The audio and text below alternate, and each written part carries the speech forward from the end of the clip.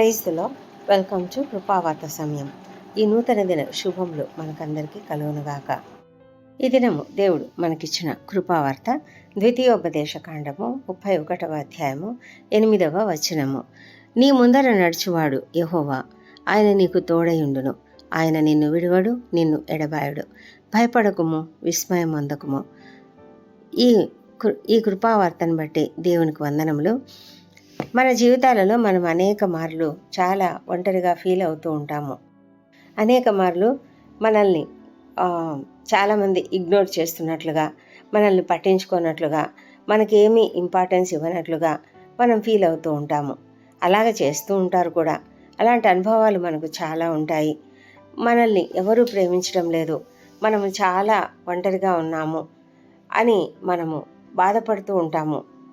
మనకు ఏ విషయాలు చెప్పరు, ఎందుకో నాకు అసలు ఏమీ చెప్పరు, నన్ను అసలు వెలివేసినట్లుగా చూస్తారు అని కూడా మనం చాలాసార్లు బాధపడుతూ ఉంటాము. అందరికీ, ఆల్మోస్ట్ అందరికీ కూడా ఇలాంటి ఆలోచన ఏదో ఒక టైంలో వస్తుంది మన జీవితకాలంలో. అయితే దేవుడు మాత్రము ఆ మాట చెప్పడం లేదు. దేవుడు ఏం మాట్లాడుతున్నాడంటే ద్వితీయోపదేశ కాండము 31వ అధ్యాయం 8వ వచనంలో, నీ ముందర నడుచువాడు యెహోవా, ఆయన నీకు తోడయుండును, ఆయన నిన్ను విడువడు, నిన్ను ఎడబాయడు అని చెప్తూ ఉన్నాడు. దేవుని యొక్క మాటని మనం ఆలకించాలి.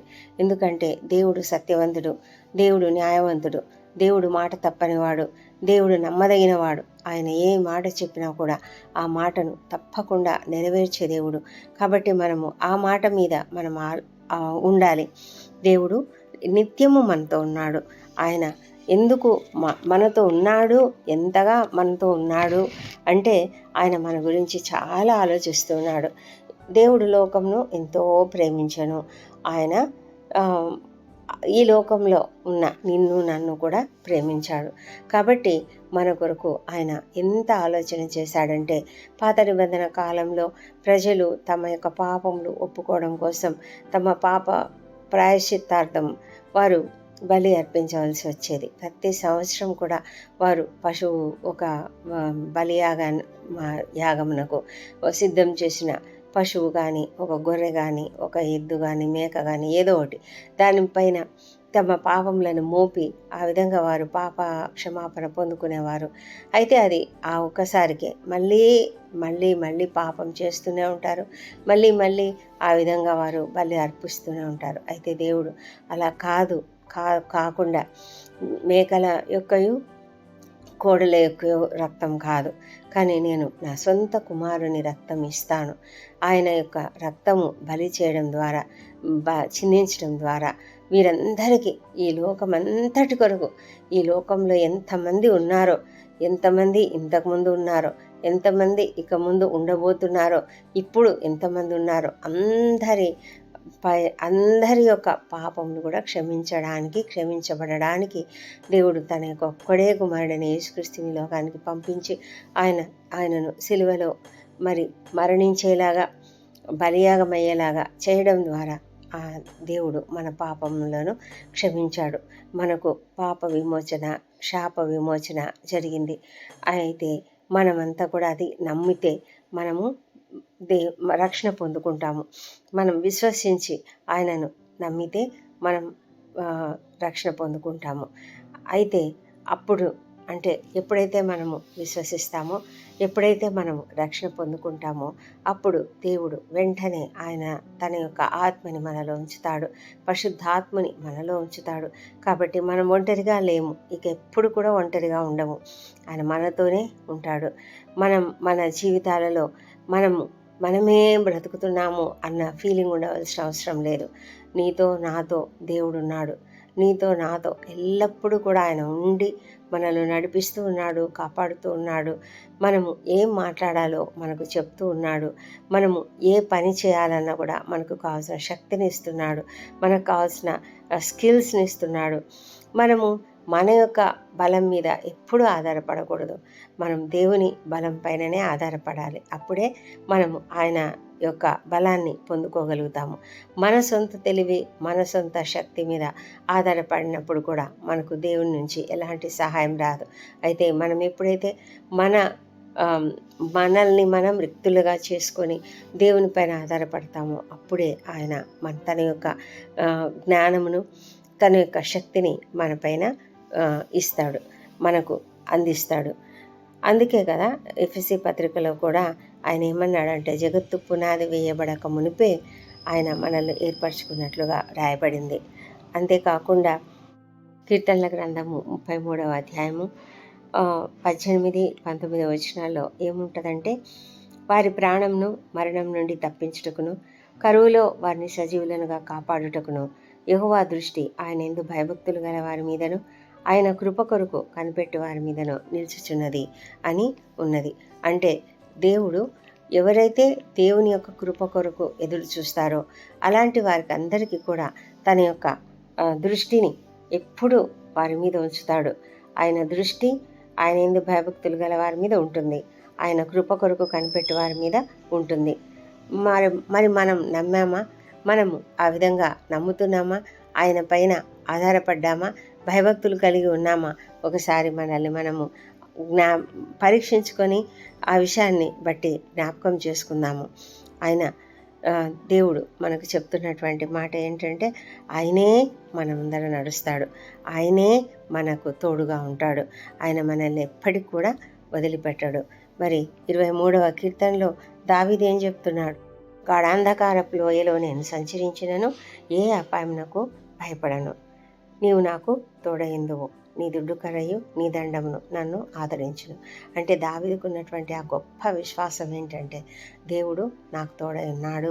నేను ఎంత మరణకరమైన లోయలో నేను సంచరిస్తూ ఉన్నప్పటికీ కూడా, సంచరించడం అంటే ఏంటి? తిరుగుతూ ఉండడం అంటే ఎంత టైము అనేది మనకు అంటే ఇక్కడ దావీదు చెప్పేది, సంచరిస్తూ ఉన్నాడు అంటే తన పరిస్థితి అలాగా ఉంది.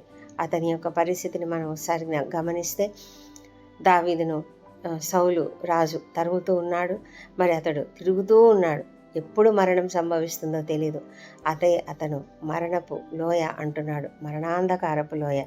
అది ఏంటంటే అది చీకటితో నిండి ఉన్నటువంటి ఆ పరిస్థితి. తనకి ఎప్పుడు ఏం జరుగుతుందో తెలియదు. ఎప్పుడు దాక్కొని ఉండాలి.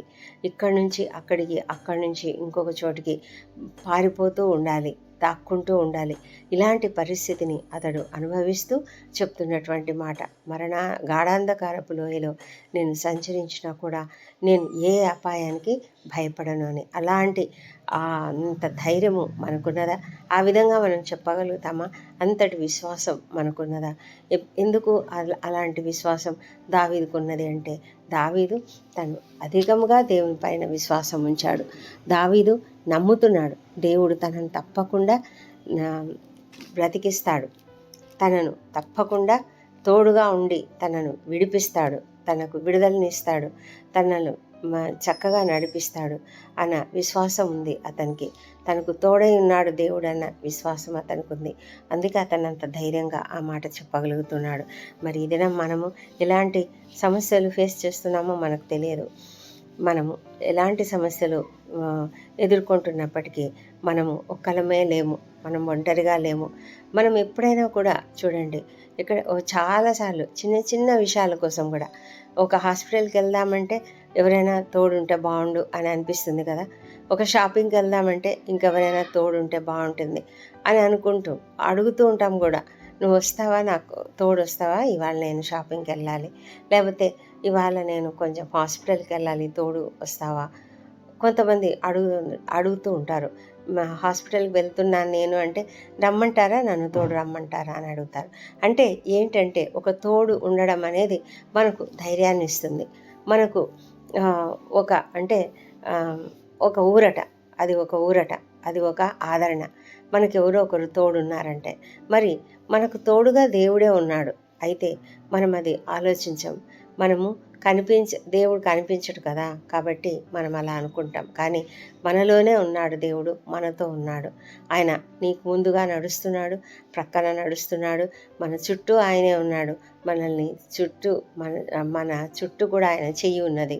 కాబట్టి ఆయన మనతో ఉన్నందుకు మనం ఎంతో ధైర్యంగా ఈ లోకంలో ముందుకు కొనసాగిపోవచ్చు. మన పరలోకపు తండ్రి, గొప్ప అద్భుతమైన ఆశ్చర్యకరుడైన పరలోకపు తండ్రి మనకు తోడుగా ఉండేటువంటి పరలోకపు తండ్రి మనతో ఉన్నాడు. ఆయన నిన్ను ఎప్పటికీ విడువడు, ఎప్పటికీ కూడా ఎడబాయడు. మనలను కాపాడు దేవుడు కొనుకోడు, నిద్రపోడు. ఆయన నీ కుడి పక్కన నీకు తోడుగా ఉంటాడు, నీడగా ఉంటాడు. ఎలాంటి ఎండ దెబ్బ తగలదు, పగలు ఎండ దెబ్బ తగలదు, రాత్రి వెన్నెల దెబ్బ తగలదు. ఏ అపాయం రాకుండా మనల్ని కాపాడే దేవుడు మనతో ఉండగా మనం భయపడవలసిన అవసరం లేదు. ఈ దినాన మనము ఆ భయాన్ని వదిలేసి దేవునిపైన విశ్వాసం ఉంచి దేవునిపైన ఆధారపడదాం. నీతో నాతో నిత్యము ఉండే ఆ దేవుణ్ణి ఎప్పటికీ కూడా వదిలిపెట్టకుండా ఆయన పైన మాత్రమే ఆధారపడి మన సొంత ఆలోచనలు, మన సొంత తెలివితేటలను వదిలేసి మనల్ని మనం రిక్తులనుగా చేసుకొని దేవునికి అప్పగించుకుందాం. దేవుడి కృపావార్తను దీవించునుగాక. పరిశుద్ధమైన మా ప్రియ పరలోకపు తండ్రి, నీకు వందనములు. అవును ప్రభా, నీవు మమ్మను ఎన్నడనూ ఎడబాయవు, ఎన్నడనూ విడవవు. మేము ఆ ధైర్యం కలిగి జీవించడానికి సహాయం చేయండి తండ్రి. మమ్మల్ని కాపాడుతున్న దేవుడవు నాయన, నీవు కొనుకోవు, నిద్రపోవు. మాకు తోడుగా ఉన్నటువంటి దేవుడవు, మా కుడి ప్రక్కన నీడగా ఉండేటువంటి దేవుడవు, మా ముందు నడిచే దేవుడవు తండ్రి, మాకు గైడెన్స్ ఇచ్చే దేవుడవు ప్రభా నాయన. నీ యొక్క గొప్ప కృపను బట్టి నీకు వేలాది వేల స్తుతులు స్తోత్రం చెల్లిస్తున్నాము. అవును తండ్రి, ఎన్నోసార్లు మేము ఒంటరిగా ఫీల్ అవుతూ ఉంటాము, ఎన్నోసార్లు విడువబడినట్లుగా ఫీల్ అవుతూ ఉంటాము. ఎన్నోసార్లు కొంతమంది మమ్మల్ని పక్కకు పెట్టేస్తారు, మమ్మల్ని పట్టించుకోరు తండ్రి. అయితే నీవు మాత్రం మాకు తోడుగా ఉండి మాకు ధైర్యం ఇస్తూ మమ్మల్ని తండ్రి ఆదరిస్తూ ఓదారుస్తూ ఉంటావు తండ్రి. ఆ విషయాన్ని మేము గమనించుకోకుండా ప్రభా, మేము ఈ లోకపు మనుషులను చూసి భయపడుతూ ఆ మనుషుల యొక్క వారి యొక్క విధానాన్ని, వారి యొక్క వైఖరులను బట్టి మేము దిగులు పడుతూ ఎంతో చింతిస్తూ ఉంటాము. కానీ ఆ చింతనంతా తీసివేసుకొని మేము దేవుని పైన, నీ పైన ఆధారపడితే మాకు అలాంటి చింతలు ఏమీ ఉండవు తండ్రి. అవును ప్రభా, మాలో ఉన్నటువంటి ఆ కష్టము, మాకున్నటువంటి ఆ కష్టము మేము ఒక్కొక్కసారి ఎవరితోనూ చెప్తూ ఉంటాం. కానీ ఆ చెప్పేది నీకు చెప్తే మాకు ఎంతో ఆదరణ నీవు ఇస్తావని మేము ఆ ధైర్యాన్ని పొందుకోగలుగుతామనే విశ్వాసాన్ని పొందుకొని తండ్రి, నీ పైన ఆధారపడడానికి మాకు కృప చూపించండి మా ప్రభా తండ్రి. నీవు మాకు స్నేహితుడుగా కూడా ఉన్నావు తండ్రి. మేము ఏమి చెప్పాలన్నా కూడా నీకు చెప్పుకోగలము. అలా చెప్పగలిగే ఆలోచన మాకు దయచేయండి. చాలాసార్లు మేము ఆలోచించాం తండ్రి. మేము కేవలము మాకున్న పరిస్థితిని బట్టి దిగులు పడతాము. మరి అనేకుల దగ్గరికి వెళ్ళి చెప్తూ ఉంటాము, నన్ను ఫలానా వాళ్ళు పట్టించుకోలేదు, లేకపోతే మా అధికారి నన్ను పట్టించుకోలేదని, లేకపోతే ఇంకెవరో ఒక పెళ్ళికి వెళ్ళినప్పుడు నన్ను అసలు పలకరించలేదని ఈ విధంగా అనుకుంటూ ఉంటాము, చెప్పుకుంటూ ఉంటాం తండ్రి. కానీ ఆ చెప్పుకోవడం వల్ల మాకైతే ఎలాంటి ప్రయోజనం ఉండదు. అదే నీకు చెప్పినట్లయితే తండ్రి, నీవు మమ్మల్ని ఆదరిస్తావు, మమ్మలను ఓదారుస్తావు తండ్రి. ప్రభా, మాకు నీవు తోడుగా ఉన్నావన్న ఒక విశ్వాసము మాకు దయచేయండి. ఆ ధైర్యాన్ని మాకు దయచేయండి. నీవు నా ముందర నడుస్తున్నావు, మా ముందర నడుస్తున్నావు అన్న విషయాన్ని మేము జ్ఞాపకం పెట్టుకొని నీ పైన ఆధారపడి జీవించడానికి మాకు కృప దయచేయమని ప్రార్థిస్తున్నాం. ప్రభా తండ్రి, ఈ దినమంతా మాకు తోడైండమని ప్రార్థిస్తున్నాము. మా ప్రార్థనలు ఆలకించు నాయన. మా అపరాధములను క్షమించము, ఇతరులు మాడేలా చేసిన అపరాధములను మేము కూడా క్షమిస్తున్నాము. మా ప్రభా తండ్రి, విద్యార్థులను దీవించండి తండ్రి. వారికి మంచి జ్ఞానం అనుగ్రహించి నాయన, ఆ కొత్త క్లాసెస్లకు, కొత్త కోర్సులలో చేరబోతుండగా వారికి అందరికీ కావాల్సిన మంచి జ్ఞానం దయచేయమని ప్రార్థిస్తున్నాము. అదేవిధంగా ప్రభా, ఎవరెవరైతే ఇంటర్వ్యూలకు హాజరవుతున్నారో వారికి చక్కటి విజయం అనుగ్రహించమని ప్రార్థిస్తున్నాము. ప్రభా, మా పనులలో, మా ఆఫీసులలో, మా ఉద్యోగ స్థలాలలో మేము పనులు చేసేటప్పుడు మేము నీకు మహిమార్థకంగా పనిచేయడానికి సహాయం చేయండి మా ప్రభా తండ్రి. మా ప్రయాణాలన్నింటిలో కూడా క్షేమమును, భద్రతను అనుగ్రహించమని ప్రార్థిస్తున్నాము. వివాహ ప్రయత్నమును సఫలం చేయండి తండ్రి. సంతానం కొరకు ఎదురు చూస్తున్న బిడ్డను మీరు జ్ఞాపకం చేసుకొని తండ్రి, వారిలో ఉన్నటువంటి లోపములను సవరించండి, వారిని దర్శించండి. వాళ్ళని పునరుత్థాన శక్తిని ప్రవేశపెట్టి చక్కటి సంతానమును వారికి అనుగ్రహించు తండ్రి. నీకు అసాధ్యమైనది ఏదీ లేదు ప్రభా. నీ పైన ఆధారపడి ఉన్నాము, మాకు సహాయం చేయమని ప్రార్థిస్తున్నాము. మా దేవ, మా ప్రభా, ఎంతమంది అయితే నానా నిరుద్యోగంతో బాధపడుతున్నారో, నిరాశ నిస్పృహలకు గురై ఉంటున్నారో అలాంటి వారిని మీరు దయ ఉంచి కాపాడండి తండ్రి. వాళ్ళని లేవనెత్తండి. ఆ కృంగుదల నుంచి వారిని లేవనెత్తమని ప్రార్థిస్తున్నాము. వారికి అనేక మార్గములను చూపించమని కూడా వేడుకొంచున్నాము. అదేవిధంగా ప్రభా, మరి అప్పుల సమస్యలతోనూ ఆర్థిక ఇబ్బందులతోనూ బాధపడుతున్న వారికి విడుదలను అనుగ్రహించమని ప్రార్థిస్తున్నాము. మా ప్రభా తండ్రి, కుటుంబాలలో సమస్యలు తీసివేయండి. భార్యాభర్తల మధ్య విభేదాలు తొలగించండి, మనస్పర్ధలను తొలగించండి. విడిపోయిన వారు కలుసుకొనిలాగున సహాయం చేయమని ప్రార్థిస్తున్నాం తండ్రి. మా తండ్రి దేవా, మరి అనారోగ్యంతో బాధపడుతూ హాస్పిటల్స్లో ఉన్న వాళ్ళను దీవించి వారికి స్వస్థత అనుగ్రహించమని వేడుకొంచున్నాము తండ్రి. క్రిటికల్ కండిషన్స్లో ఉన్న వాళ్ళని లేవనెత్తండి. అనేక ప్రొసీజర్స్ కూడా ఈ దినం వెళ్తున్నటువంటి వారికి కావలసినటువంటి శక్తిని బలమును అనుగ్రహించి త్వరగా వాటి నుంచి తండ్రి విడుదల అనుగ్రహించి బయటకు తీసుకురమ్మని ప్రార్థిస్తున్నాం ప్రభా. మా తండ్రి దేవా, సర్జరీస్ టైంలో తండ్రి మీరు తోడుగా ఉండమని ప్రార్థిస్తున్నాము. మా ప్రభా తండ్రి, మరి గర్భిణీ స్త్రీలను ఆశీర్వదించండి, వారికి సుఖమైన ప్రసవం అనుగ్రహించమని ప్రార్థిస్తున్నాం. మా దేశం అంతటిని దీవించండి. మా దేశం పని పరిశుద్ధాత్మను కుమ్మరించండి. దేవా ప్రభా, ఎంతోమంది నాయన ఈ ఎలక్షన్స్లో ఇంకా ఎలక్షన్స్ జరుగుతున్నాయి తండ్రి, ఇంకా చివరిది ఉన్నది. మరి ఈ ఎలక్షన్స్ అంతట్లో కూడా నాయన నమ్మకమైనటువంటి దేవుడవు ప్రభా, ఎలాంటి అవినీతి జరగకుండా కాపాడమని వేడుకొంచున్నాం ప్రభా. మీరు ప్రొటెక్ట్ చేయండి. ఎక్కడెక్కడైతే ఈ ఈవీఎంలు భద్రపరచబడ్డాయో అక్కడంతా కూడా ప్రభా మీ ప్రొటెక్షన్ దయచేయమని ప్రార్థిస్తున్నాం ప్రభా. మా తండ్రి దేవా, నమ్మకమైన చక్కటి ప్రభుత్వాన్ని, నీకు అనుకూలమైన ప్రభుత్వాన్ని మాకు దయచేయండి. నీకు అసాధ్యమైనది ఏదీ లేదు ప్రభా. సమస్తమును నీ ఆధీనంలో ఉంచుకొని ఉన్నావు. నీవు ఇన్వాల్వ్ అయితే సమస్తం చక్కగా జరుగుతుంది. అందుని బట్టి నీ సన్నిధిలో ప్రార్థించి అడుగుతుంటున్నాము. సహాయం చేయండి నాయన. మా ప్రభా తండ్రి, నీ కృప కొరకు మేము ఎంతగానో వేడుకుంటున్నాము. మా తండ్రి, ప్రపంచమంతటా శాంతి సమాధానం అనుగ్రహించండి. జరుగుతున్న భయంకరమైన విషయాలను బట్టి మేము నిన్ను ప్రార్థిస్తున్నాం తండ్రి. నీ రెండో రాకడ ఎంతో దగ్గరగా ఉన్నదని మాకు అర్థమవుతున్నది ప్రభా తండ్రి. మేము సిద్ధంగా ఉండడానికి సహాయం చేయండి తండ్రి. ఎవరెవరైతే ఇంకా రక్షణ పొందుకోలేదో వారందరూ రక్షణ పొందుకునేలాగా కృప చూపించండి తండ్రి. ఏ ఒక్కరూ నశించిపోవడం నీకు ఇష్టం లేదు. నీవు నిజమైన దేవుడు అని తెలుసుకొని నీవు తండ్రి పునరుత్థానుడవైన దేవుడవని, సజీవుడవని తండ్రి, మా కొరకే, మా పాపముల కొరకే నీవు మరణించావని, తిరిగి లేచావని ఇవన్నీ కూడా గమనించి గ్రహించి నిన్ను అంగీకరించగలిగే కృపను ప్రతి ఒక్కరికి దయచేయమని ప్రార్థిస్తున్నాం ప్రభా. మా తండ్రి దేవా, యెరూషలేమును జ్ఞాపకం చేసుకోండి. వారి నగరాలలో క్షేమమును, వారి ప్రాకారములలో నెమ్మదిని దయచేయమని ప్రార్థిస్తున్నాం. ప్రపంచమంతటా జరుగుతున్నటువంటి గొప్ప మార్పులు ఇవన్నీ తండ్రి నీ చిత్త ప్రకారమే జరుగుతున్నాయేమో. అయితే తండ్రి, నీవు సమస్తమును నీ ఆధీనంలో ఉంచుకొని ఉన్నావు గనుక ప్రభు సమస్తమును సమయం ప్రకారం తండ్రి మీరు చేస్తున్నారు. అయితే తండ్రి, మేము నశించిన ఆత్మల గురించి ఎక్కువగా ప్రార్థిస్తున్నాం. ప్రతి ఒక్కరూ నిన్ను తెలుసుకొని కృపను దయచేయమని అధికంగా బ్రతిమాలి వేడుకొంచున్నాం ప్రభా. నీకు స్తోత్రములు తండ్రి.